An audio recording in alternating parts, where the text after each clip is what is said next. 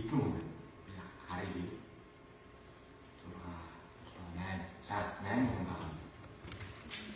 Тэр арай олон хүмүүс бүхтэмжтэй байгаа слайдаа зохион байгуулалт хийчихсэн. Тэгэхээр юм яагаад энэ сэдвийг сонгох болсон юм бэ гэдэг өдөртгөх маягийн хэсэг байна. Тэгэхээр миний яриа маань хоёр хэсгээс бүрдэж байгаа. Нэг нь болохоор бизнесийн болон үйлдвэрлэлийн өмчлөгүүд түүхий юмнуудын. За нөгөөх нь болохоор зүгээр юм чөлөөт асуулт ирвэл ярьсан байх гэсэн. Асуулт хариулт ярьсан тийм.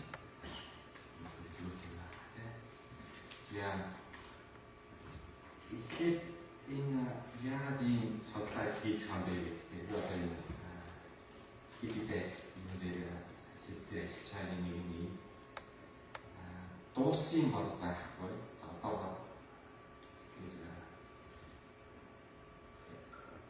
бүтэн болгоцсон пейпер бол байна гэж бодож явцыг нэг сонирхолтой юм байна. Пейпер миний дараа аваад уншиж байна.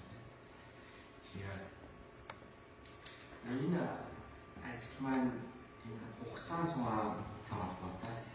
Тэгэхээр хугацаан цугаа гэдэг нь болохоор одоо түүх өнгөрсөн жил болсон. Одоо юу болж байгаа. За энэ дээр болохоор ирээдүйд юу болохыг судалдаг. Тийм экономикийн салбарт хугацаан цугаа гэсэн. Тэгэхээр жоохон түүх сонирхдаг. За тэгээд жоохон нийгэм сонирхдаг. За тэгээд баг зэргийн тийм математик эрх сонирхдаг хүмүүсүүдийн энэ хугацаан цугаа сонин тийм салбар. Энэ маань оюутнууд байна. Хугацаан цугаа экономик юм. Мэргэжлээс урьдчилсан. Энэ бол сонин зүйл байна. Хугацаан цугаа бол зөвхөн эдийн засгт ашигладаг. Time series analysis гэдэг нь одоо түүхтэй одоо ирээдүйд бүх салбарыг судалж ашиглаж болж юм аа үүсэн гэдэг математик статистик гэсэн. За тэгээд бидний эдийн засаг шиг болохоор time series economics гэдэг түүнээс одоо зүгээр дуус төр судалж юм уу эсвэл одоо тахал судалж юм уу. За одоо юу өөрөө санхүүгийн салбарч юм хугацаан зүйн гэдэг маш ашиг. Өнөөдрийн энэ ярих байгаа сэдв маань болохоор Монгол улсын эдийн засгийн холбоотой юм. Энэ зөв одоо шилээ бидний 2014 онд дэлхийн улс орнуудын дотоодын нийтлэл хүнийг жагсаасан байна. Өнгө нь жоохон муу харагдсан ялгах гэсэн найдаж. Тэгэхээр Монгол улс өнөөдөр дундаж орлоготой улс 210 хоногоос дундаж орлоготой улс болоод жил бүхэхгүй хугацаа өнгөрч дундаж орлоготой улсуудынхаа тоо low middle income гэж болж яг одоо олон улсын стандарт ажиллах юм. Дундаж орлоготой. Тэгэхээр бид нар ядуу улс биш учраас биднээс ядуу улс бол маш их олон амьдралын хэцүү байна. Одоо өнөөдөр бид нэр Катар болж байгаа Лүлэмгийн аврах шалгуулах энэ системд байж байгаа хүмүүсээс ярьж байгаа хэдэн төрлийн цалин авах юм бэ гэдэг. Африкаас Катар гэж байдлаа ярьж байгаа хүмүүсээс сарын 185 Америк доллар цалинтай. За Монгол 185 Америк доллар цалин амжих боломж байхгүй шүү дээ. Тэгэхээр бидний одоо байгаль бишин эдгээр одоо маш олон хүмүүс хараад хараад бичнүү байгаа ч гэсэн өөрөлд байж бол бүхэлдээ байгаа бас хүмүүстэй харьцуулах бас тийм ч барьж байгаа гэсэн тийм бас биш байна. За тэгэхээр бидний энэ юу маань болохоор 2010 онд нэг хүн бодлоготой мэдээлэл хүн болохоор Монгол улсыг 11 мянган доллар 24. Тэгэхээр энэ болохоор цалингуур яаж юм бол шилжүүлж юм бол 22 сая төгрөг гэсэн үг байна тийм. 22 сая төгрөг бол авдаг дундчхан бол мэдээж байхгүй байгаа дундч бол тийм давуу. Тэр нь болохоор худалдаа авч чадлын паритет PPP гэдэг юм аа зассан доллар гэсэн. Тэгэхээр долларын худалдаа авч чадвар Америк нэг өөр, Монголд нэг өөр, Солонгос нэг өөр байгаа шүү дээ. Тэгэхээр бүх хүмүүсийн цалин одоо би Монгол сая төгрөгийн цалин авдаг гэсэн бол сая төгрөгийн сарын 30 мянган доллартай харьцуулах улсын мөнгө тэтгэвчид ондоо болохоор бүхний доолоор шилжүүлж байгаа. Тэгэхээр доолоор болохоор худалдаа авах чадвар нь бидний адилхан болоод улсуудыг харьцуулсан зөвхөн юм. За бид нэр зүгээр нэрлсэн Америк доллараар харьцуулах юм бол Монгол улсын дотоодын нийт тэтгэвчийн нэг үнэтэй бол 11 тэрбум Америк доллартай 12 тэрбум Америк доллар. Түүнийгээ бид 3 сая дагуулах юм бол 4533 гэсэн нэг хүн дотоодын нийт тэтгэвч болж таарч байгаа. За бидний одоо байгаа байж байна. Тэгэхээр хугацааны цуврал гэдэг бид нэр хаана байсан. За тэгээ хаашаа явж байгаа юм маш чухал. Тэгэхээр энэ хугацааны цувралын шинжилгээ болохоор зүгээр философийн үгнээс аваад үзэх юм бол хүмүүс ч гэсэн маш хамаатай. Тэгэхээр одоо та итгэх оюутан байлаа гэж хэлдэг. Клиник сургууль болоо гэж. Өөрөглөө гэж хэлдэг. Тэгэхээр хүмүүсийн түүх чинь маш их сонир байдаг. Хаана байж байгаа? Ямар улсаас ирсэн, ямар хүүхдүүд вэ? Одоо байгаа төвшинч хаана вэ? Хүмүүс яг одоогоор нь биш хаанаас одоо байгаа үйлдэлтэй ямар хурдтайгаар өөрчлөгдсөн бэ гэдэг чинь маш их сонирхолтой.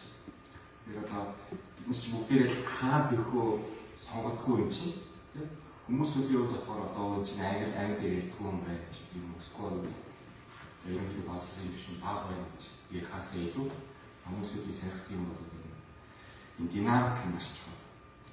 Одоо байгаа старт юм чинь бол нэг сонирхол шүү дээ. Тэгэхээр бидний энэ эдийн засгийн ярихдаа бол хаанаас хаана ямар хугацаанд хүрчээ. За ирээдүйд өмнө маш чухал. Энэ улсууд юм байна. Тэгэхээр эдийн засаг гэхээр бидний яг нийгмийн ухааны нэг салбар гэхдээ байгалийн ухаантай хамгийн их төлхөө холбогддог бас байна. Салбар байна. Тэгэхээр бид нар байгалийн ухаанд ашигладаг техникүүдийг хамгийн их ашигладаг салбар гэсэн үг байна. Юу болж таарна гэхээр томьёо гэдгээс ярьдаг тийм нийгмийн ухааны хүмүүс болж таарна гэсэн. Таны амьдралдаа гарч ирсэн хамгийн алдартай томьёо хамгийн чухал юм тийм. Танаас асууя ямар томьёо? Нэг томьёо хэлээч юм бол анд ямар томьёо толгойд орж ирэх вэ? Facebook хэлээд. За.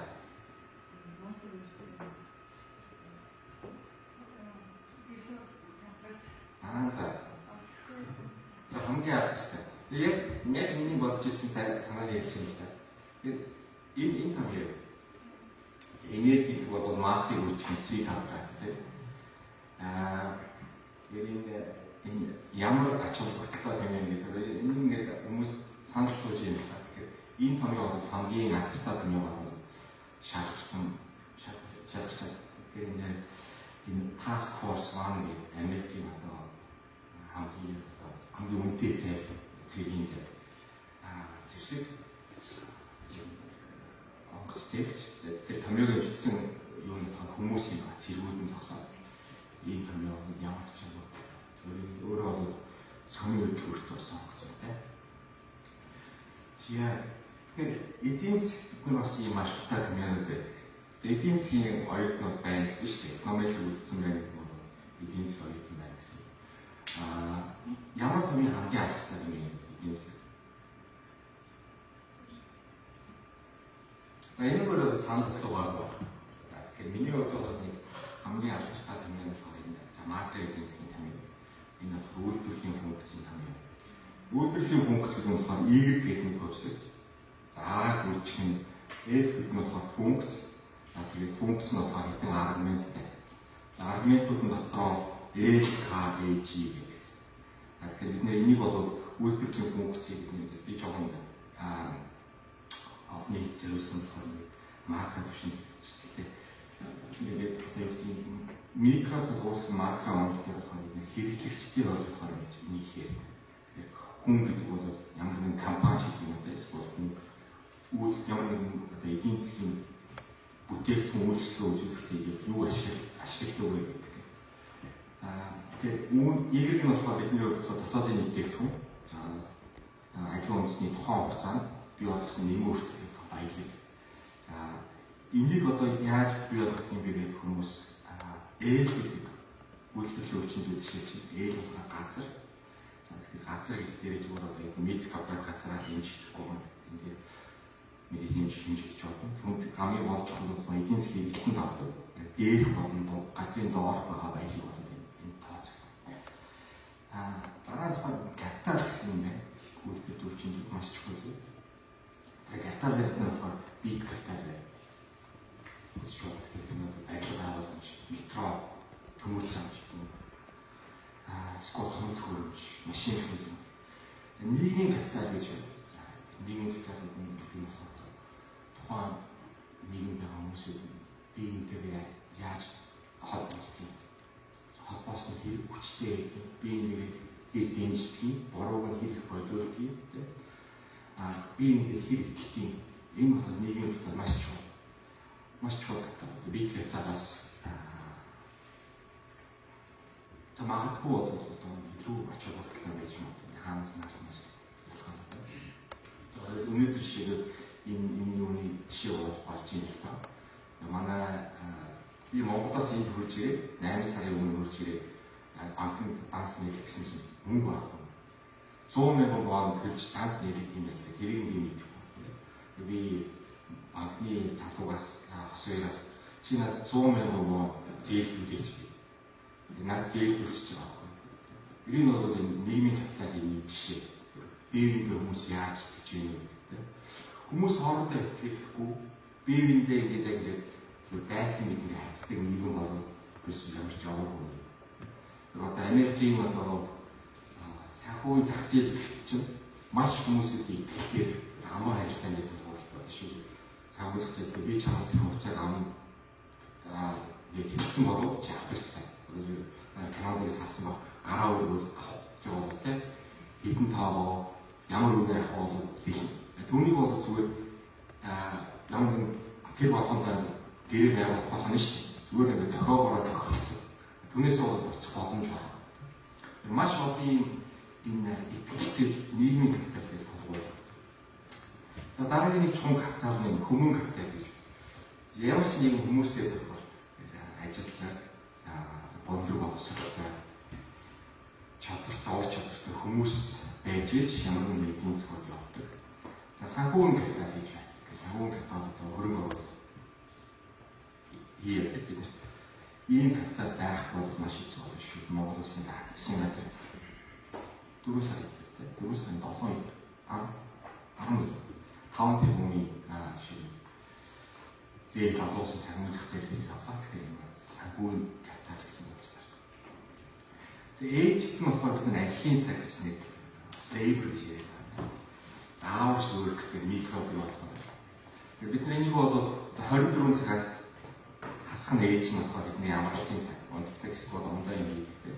Тэгэхээр ээж гэдэг нь бол маш чухал зүйл. Эдийн засаг. Хүмүүс яг ажилдаа хэрэг цаг зарцуулж байна гэдэг бол тухайн улсын хэрэг бүтээгдэхүүн үйлдвэрлэлд илүү ихтэй. Том улс юу, том хүн амтлаас юу болохоор ээж нь том байх гэсэн. Их хэмжээний бүтээгдэхүүн үйлдвэрлэж чадна. За хүн амцтай байх юм бол бас үүнийг цааш өгч байна. Юу үйлдвэрлэж чадах вэ? Тэгэхээр юм цааш.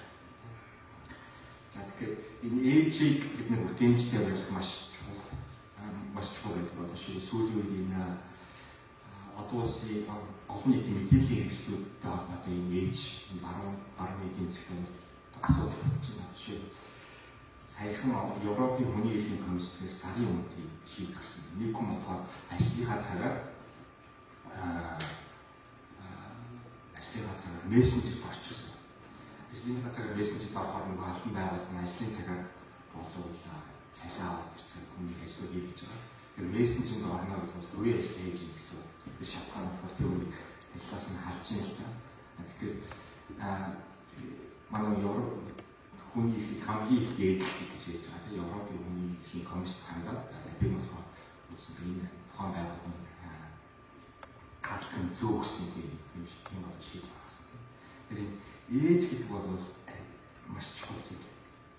За яг гэдэг нь болохоор энерги чинь гэж энэ болохоор хэрэг олцтой байдаг. За зарим бас энэ цахилгаан байхгүй байгаа. За Монгол бас одоохон цахилгаан байна. Надад цахилгааны үн бас өрсөлдөх үүс байх уу гэдэг бол бас энэ чухал чухал хүчин зүйл тийм. Тэгэхээр энэ зөвхөн цахилгаан биш, бензин, дизелийн үнэ гэх мэт зүйлсүүд байна. За гэх мэтчлэн ингээд маш олон хүчин зүйл байна.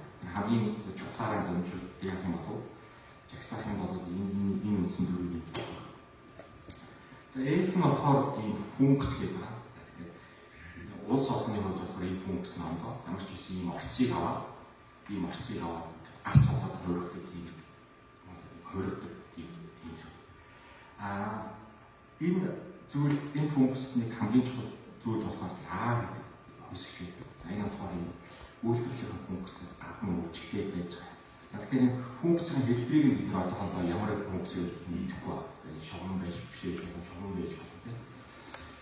Тэр нь одоохондоо нэг чухал. Ямар ч гэсэн А гэдэг бол арай бас ондоо хүчин зүйлс ондоо юм хүмүүс их хүлээн шиг. За А гэдэг бол технологи. Тэгээд технологи гэдэг нь одоо Монголоор мэдлэг гэсэн үг тааж байна. Энэ хамгийн чухал хүчин зүйлс. Бусад хүчин зүйлсийг бүтээж нөлөөлнө. За капиталаа ашиглаад эдийн хэмжээний баялаг бүтээх үү, хөдөлмөр ашиглаад эдийн хэмжээний сахилган олох уу гэдэг нь болохоор үндсэндээ А гэдэг зүйлс.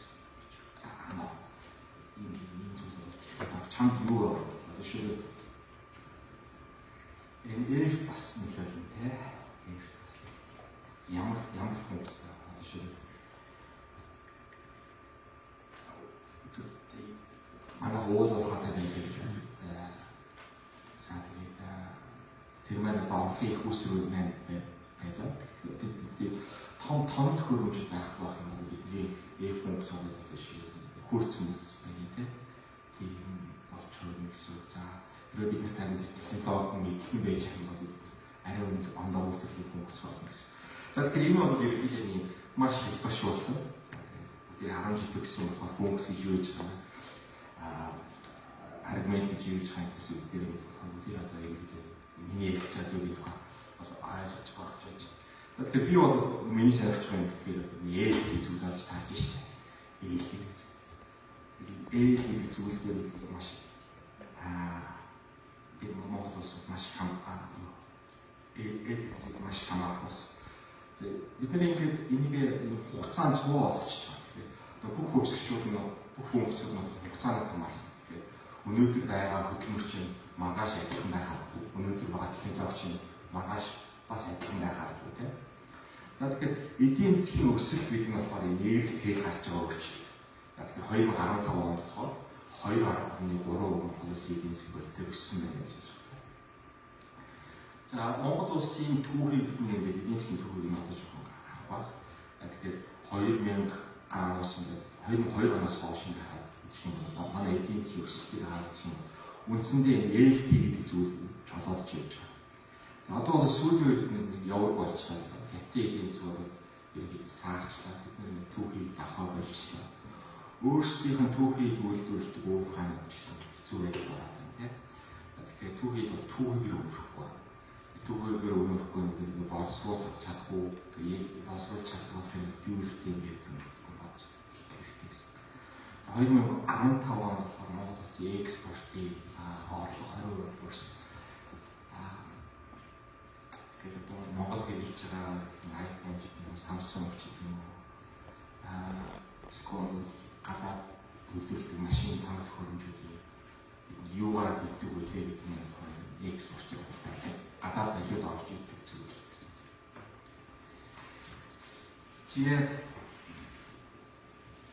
За түүхийн юм гэдэг би утгаасан дээр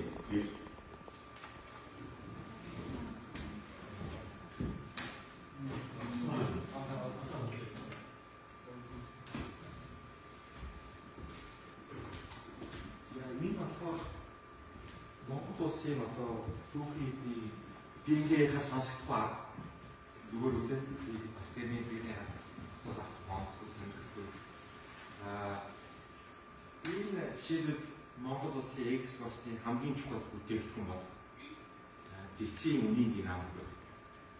За биднээс болохоор бидний эдийн засгийн зурулсан тоо бол 1850 оноос хойш зэсийн үнэ. Зэс гэдэг бол нэгэн төрлийн бүтээгдэхүүн тэгэхээр дэлхийн хэмжээнд нэг зах зээлтэй. Монгол зэс Америк зэс бол ялгаатай гэсэн юм байхгүй.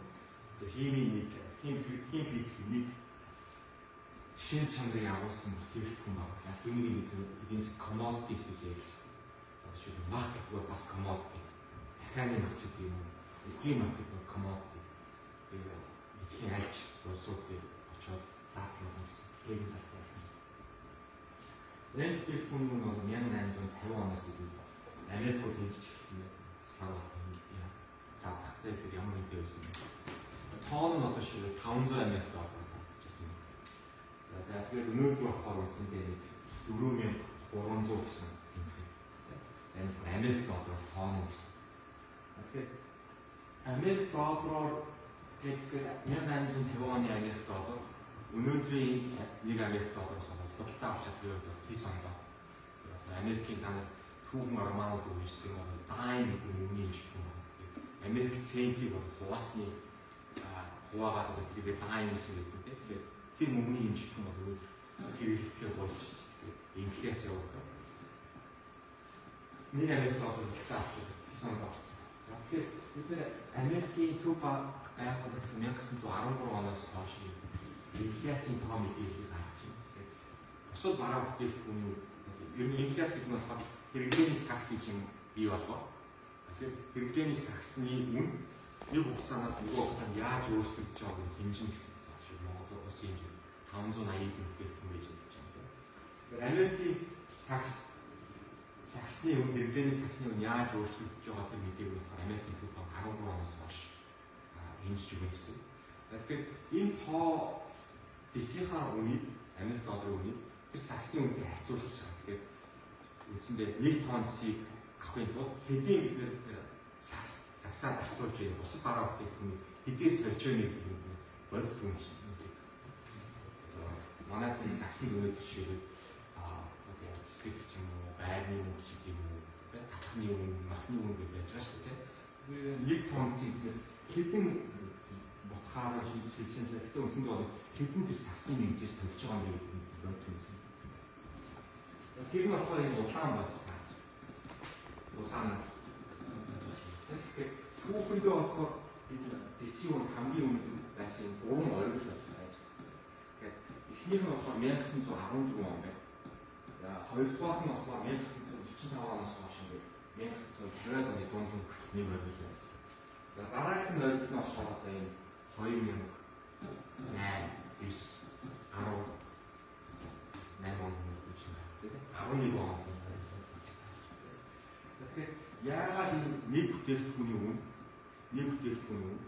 бусад бараа бүтээгдэхүүний үн үйлчлэгийн үнээр илэрхийлэхээр гинт ингээд огцон өсчт юм байх нь болохоор сонирм байхгүй. Тэгэхээр яагаад гинт бүтээгдэхүүний үн хэд дахин өсөж байгаа байхгүй тийм. Энэ бол үндэ 13 байна. Тэгэхээр энэ 7 он 2 дахин өсөж шүү дээ. Тэгэхээр энэ 2 дахин өсөж гэсэн. Тэгээд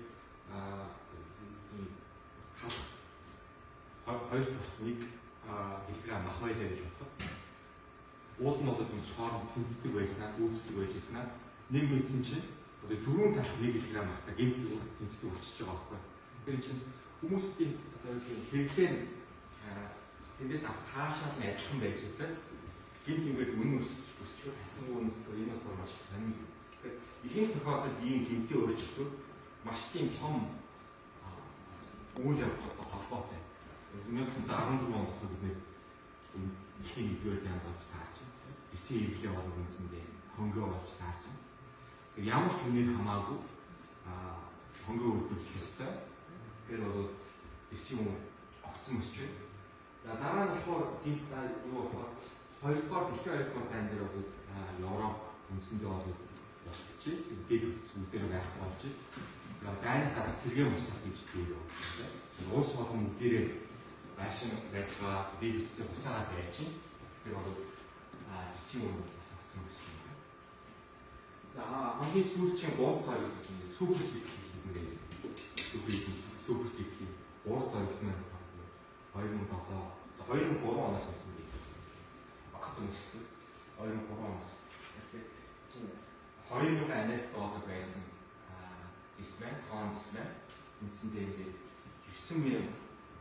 9200 Америк доллар болж хөрж шít. Тэгэхээр энэ болохоор хятадын ажил төлж, хотч, За энэ дэлхийн ажилтнууд гэж бодчихтой байна.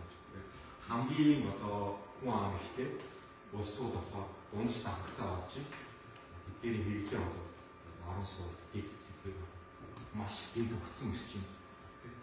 Энэ маань болоод дахиад энэ цаана юунда бууж ирж дээ. Хинт өөрчлөгдөжсэн нь 2 грамм хасаад байсан юу буцаад орж иж гэсэн байна. Тэгээд энэ зүйлүүд болохоор дандаа тийш өөрчлөлттэй болохоор сайн зүйл гэсэн үг байна шүү дээ. Жишээ нь Африкийн улсууд гэдэг бидний хамгийн их санаа зовдог зүйл бол Африк гэх нь болохоор Азийн улсууд бүртгэгчдийн холбоо гэдэг 11 улсын гишүүнтэй. Бидний улсууд хамгийн санаа зовдог зүйл болохоор Азийн улс хэд хөндөд битгий болчихсон гэсэн тийм. Яг тийм болоод орлуулдаг бүтээгдэхүүн байна. Жишээ нь 2008 онд жишээ нь бензин үнэтэй огцом өсчихөө. Тэр одоо ийм батарейгаар ажилладаг машин уу, за өсөлтөөр ажилладаг машин уу гэдэг хөрөнгө оруулах маш ашигтай болоод ирж байгаа юм. Тэгээд шинэ технологиуд харагдаж байна. 13 оноос хойш юу болж байна гэхээр сантенгийн эд ангиуд дисээ хийхдээ болж нэгзээгчүүд гарч ирж байгаа. За энэ дээр бол бас цахааны хэмжүүл хэрэгслүүд болохоор ондоо материалууд шийдэж байна. Одоо энэ дээр болохоор бас одоо зэсгээр маш олон дисийн боломжтой хэрэглээнүүд алга болж байна. Маш өндөр хэмжээний үн төлөө дисийг хэрэглэж чадсан салбарууд нь зацаа дээр үлдээ. Түүхийд мэдхийн өндөр болохоор үнээрээ шилдээд хэрэглэн шилжиж байгаа бүтээгдэхүүн үү. Яг монголчуудын хувьд болохоор энэ дээр муу мэдээжсэн мөн үнжийн дээр нь болохоор асар хэмжээний хөрөнгө оруулалт, зэсийг оруулах хөрөнгө оруулалтад аль маш хэмжээгээр хийгдсэн байна гэсэн юм. Бидний монголын улсад ийм алдагдсан боломж хүмүүстэй нэг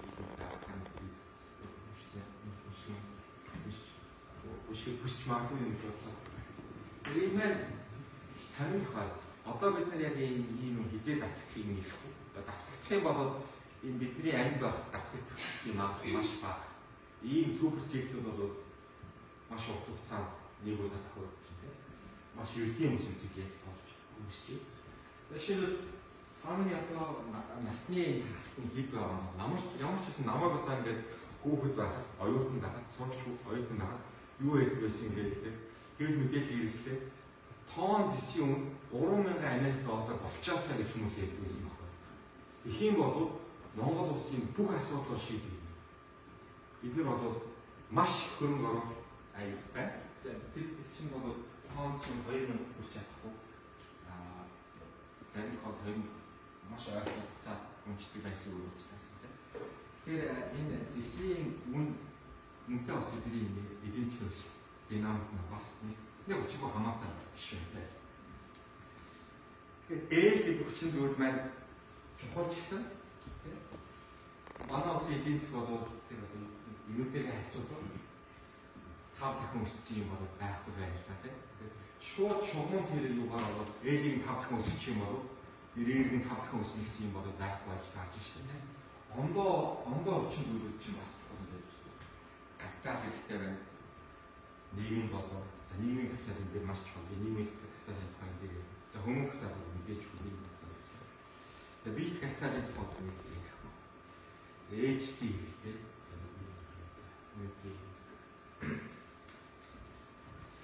За бидний энэ одоо Монгол улсын маань гадаад их хүмүүстэй бараа бүтээгдэхүүн үйлчлэгийн өмнө маань хаанаас яг яаж хөдөлгдгийг дээр хараад экспортынхаа авах саатыг харах хэрэгтэй.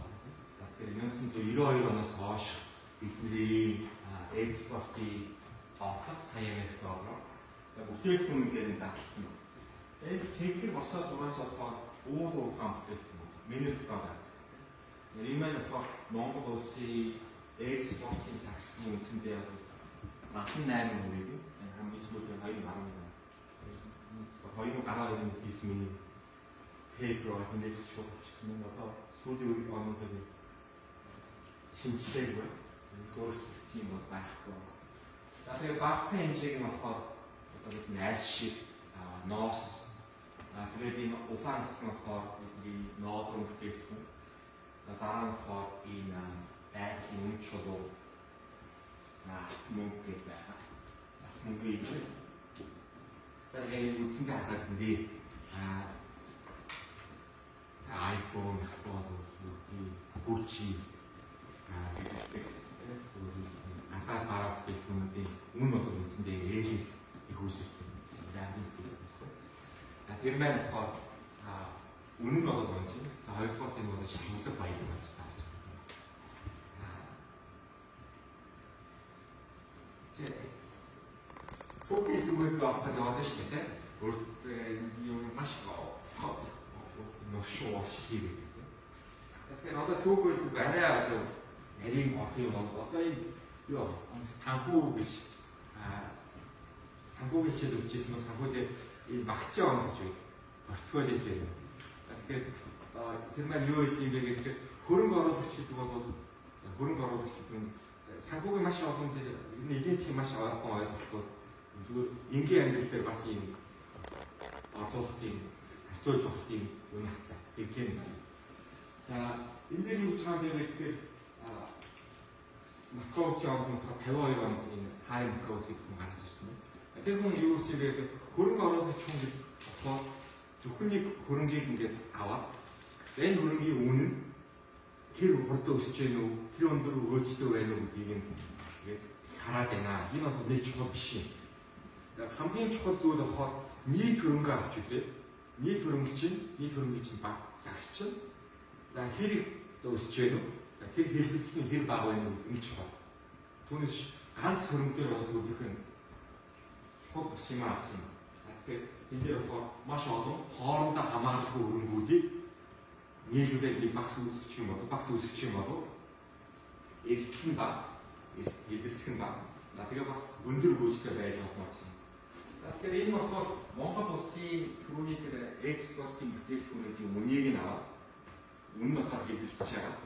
Үнэ эдэлсэн болохоор бид нэр статистик вариант гэдэг зүйлийг хэмжиж байна. Тэгэхээр багцын он гэдэг болохоор портфолио тэгэхээр энэ удаа эдийн засгийн тухай ярьж байгаа юм чинь ойлгох гэж байна.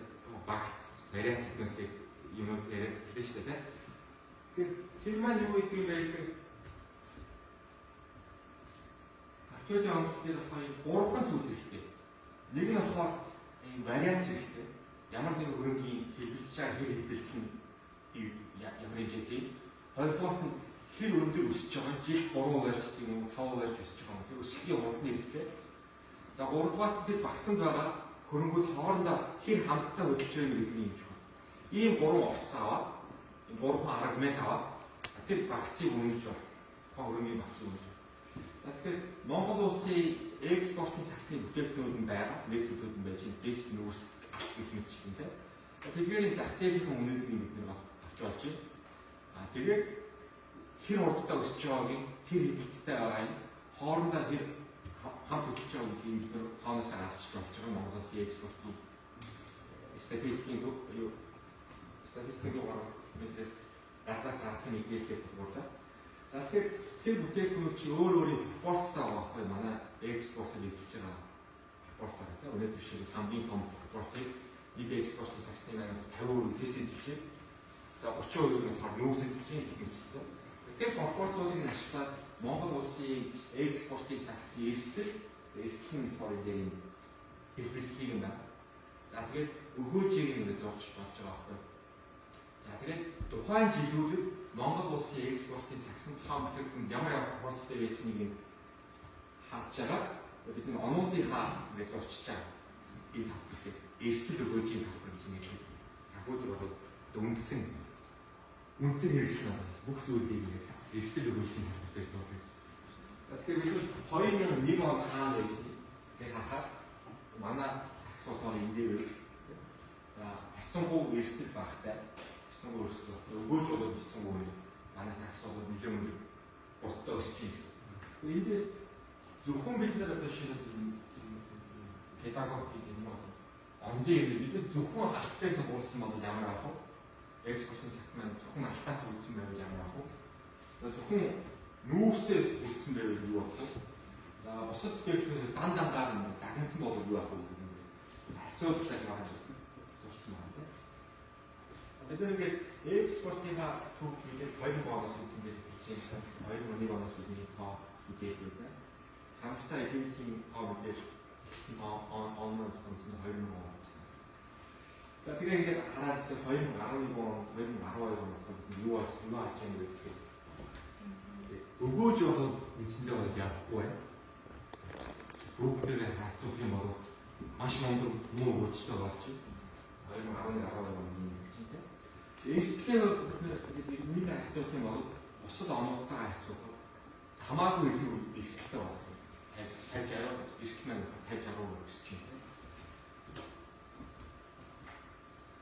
Зя. Уул болоод бидний энийг харсан тийм. Бидний байдал бол маш хэцүү байна. Өгөөж байхгүй. Эрсдэл өсчихтэй. Харамсалтай бидний энэ дээр хариу үйлдэл хийж чадаагүй. Ингээд бид нийгмийн хатад өмнө хатад Монголс байхгүйсэн. Бид ийм эдийн засгийн мэдлэг байгаа ч гэсэн энэ дээр болохоор хариу үйлдэл үүсгэж байна. За үйлдвэрлэлийн хүчин зүйл гэхэд нэг хүчин зүйл бол хөдөлмөр байна. Нэг арчнаа нэр байхын тулд өөрсдөө нэр байх хэрэгтэй. Тэгээд болон аа хэмнээ өөрсдөө зарах хэрэгтэй. Тэгээд энэ дээр болохоор фитнес гадны ээл явуулж. Тэгээд манай ээл бас маш буурж байгаа. Өнөөдөр Википедиа бичсэн Монгол улсаас бүгдээр солонгос улс 34 мянган монгол байгаа гэж гарч байна. Тэгэхээр манай түрүүний функцэд ээж буу. За 22 улсын ээж бас буу. Тэгээд үйлдвэрлэлээс гадна үйлчлэгээний салбар дотоод ирэх бас байхгүй болно гэсэн. Тэгэхээр бас энэ ээжтэй холбоотой нэг зүйл болохоор бидний хуучин хүмүүн хатаа маш хурдан эдийн засгийн эрхлээс гарч зөөлөлт одоос хуучин зүүн Европын улсууд социализмын үед болсон хүчин эдийн засгийн эрхлээс гарч энэ бол маш хэмжээний хөрөнгө оруулалт байсан, орчихсан ажил хүч байсан. Тэгэхээр зөвхөн зөөлөх бол бас Польш, зүүн Герман, Чех гэх улсууд бас болсон хүч бэлтгэв байсан. Зөвхөн дөрөвт бод улсууд гэхэд 1983 онд 10,000 гаруй оюутан тухайн улсын 10 ажлын 191 дээг улсын эсдүүд 101 мэргэжлийн томсгол 28 тээс зорж байна. Тэгээд бүр детальсан мэдээлэл хэлбэрээр байна. За тэгээд тэдний тэтгэрээс гарахаас гадна баруун руу манай болсон хүч маш гарч байна. Зөвхөн баруун дэлхий, Япон, Австрали, Хятад руу гарч байна. Маш өндөр боловсролтой хүмүүс хөтөлбөрийн зах зээл гэх. За өнөөдөр манай бас хоёрыг бас ярьсан тийм солонгос боловсрол эзэмсэн солонгостой яаж хийх вэ? Тэгэхээр эдийн засгийн аюулаас болохоор ямар ч юм гээд гарах нь бол муу мэдээж эргэж авчих хамаагүй туршлагатай хамаагүй өндөр боловсролтой авах юм бол хамаагүй сайтай. За гэхдээ одоо бусад одоо Мексик гэх юм уу бусад одоо хөгжилд ороо байж байгаа хүмүүсүүдээ гадагшаа яваа Монгол улс 1990-оос хойш тийм боломж гарсан байна баруун руу гарах. Тэрнээс өмнө боломжтой байсан улсуудыг харахаар энэ тархины гадагшлах уурсгал гэдэг бол өсөнд бол хүлээн зөвшөөрөгдсөн үзэг ийм болдго юм байна тийм. Хамгийн одоо шиг өндөр чадвартай хүмүүсүүд гадагшаа. Тэгэхээр Монголын нийгэм эдийн засгийн технологийн бол зөвхөн ийм асуугаас үүдэх Монголын эдийн засгийн төвийг бол яалтын усгаас өмнө социализмын дараах уул уурхай эдийн засгийн болж байна. Тэгэхээр социализм ус болохоор нэг хаалт сонсож үздэг юм уу тийм.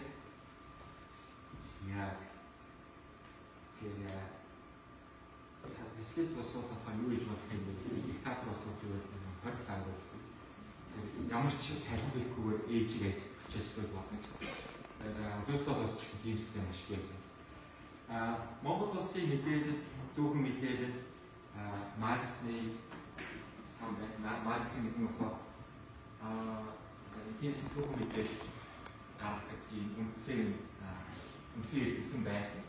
Тэр нь болохоор хүний том мэдээллийн саналтай Монгол улс байж 50-аас 73 онд болохоор Монгол улсын дотоодын бүтээгдэхүүн үндсэндээ бодитоо жил дундчаар 1% өсөж байсан. За 73-аас 90 онд болохоор үндсэндээ болохоор 2.3 байв.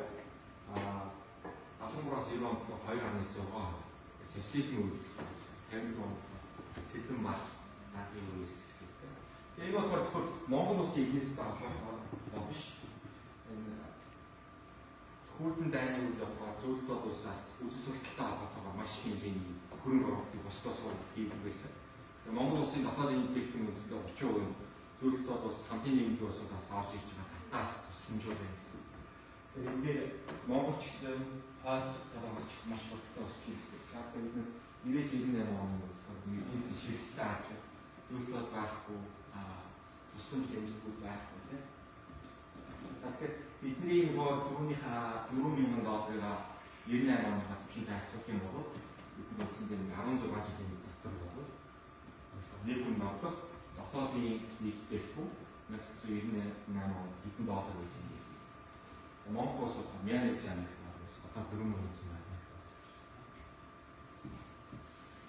Тэгэхээр бидний байгаль биш байсан биш юм ийм. За альва газар нутгийн хүн амын болохоор эдийн засаг, тухайн эдийн засаг, нийгэм байгаль орчны тэр чадвараас хамаардаг. Энэ статистикад маш сайн санагдсан. За манай эдийн өмнө 700 мянган жилийн өмнөөс болохоор Homo sapiens үүссэн байна. За түүнээс хойш болохоор 108 тэрбум хүн төрсөн гэж байгаа байхгүй. Homo sapiens 108 тэрбум Homo sapiens төрсөн. Одоо болохоор амьд байгаа 7.4 тэрбум. Энэ бидний амьдарч байгаа энэ цаг үеийн эдийн засаг нийгэм Homo sapiens-ийг тэр чадвар болгох туйлтай байна гэсэн үг хэмжээ оргилтой байна гэсэн. 7.4 тэрбум 108 гэдэг бол үндсэндээ 7.8% авна шүү дээ. Нийт цаг хугацааны нь болохоор маш 40% гэтэл болохоор ийм их олон хүн байж байгаа. Эдийн засгийн загвар маань болохоор ийм үндсэндээ хүн амын өсөлт гэдэг бол маш чухал зүйл болж таарч байна. Хүн амын өсөлт. Хүн өсөлт байхгүй бол эдийн засгийн өсөлт. Хүн байхгүй бол эдийн засгийн өсөлт байхгүй тийм. Эндээс хамгийн одоо шиг ил харагдаж байгаа шиг нь болохоор Япон байна. За Орос улсын улсыг бас харж байна. Энэ хүн амын эдийн засгийн хүн амын бодит өсөлт байхгүй болчихсон. Хүн амын дээр агшаад. Японы хамгийн сүүлийн тооллоос тэгээд хамгийн тэрний өмнөхтэйг нь харьцуулах юм бол 11 сая хүн байхгүй дутж байна. Тэгээд хооми өсөлт нь болохоор эдийн засгийн хэдийн бас харуулж байна. Тэгэхээр 1820 оноос хойш Монгол улсын хооми эдийн майдсаас харж байна. Бас сайн байна.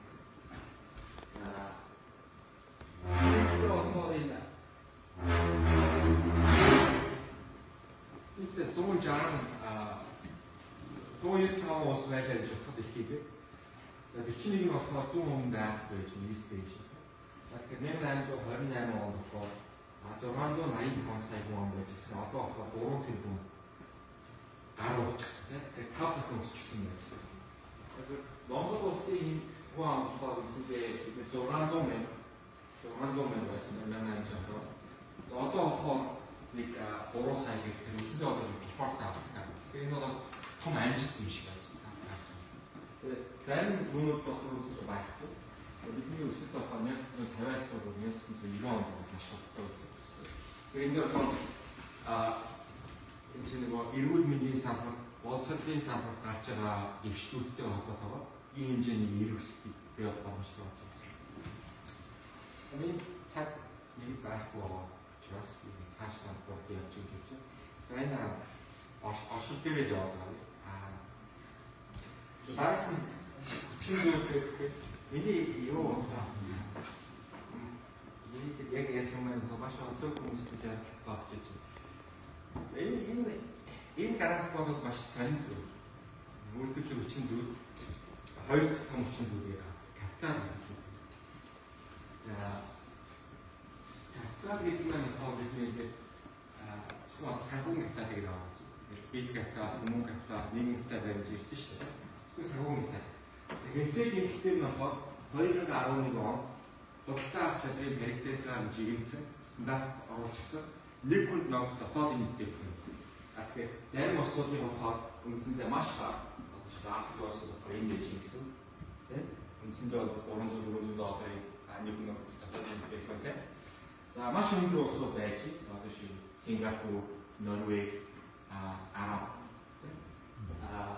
Америк, Герман, Англи гэж. Нэг хүн дотоодын нийтэм хүнтэй. Хэвлээд юм. За босоод энэ гэх нь болохоор босоод энэ гэх нь болж байгаа юм гэхээр тухайн улсын хамгийн баян 35 хүний баялаг хөрөнгө дотоодын нийтэм хүнээс хөрөнгө. Тэгэхээр Монгол улс болохоор 35 хүн Монголын хамгийн баян 35 хүн болохоор 68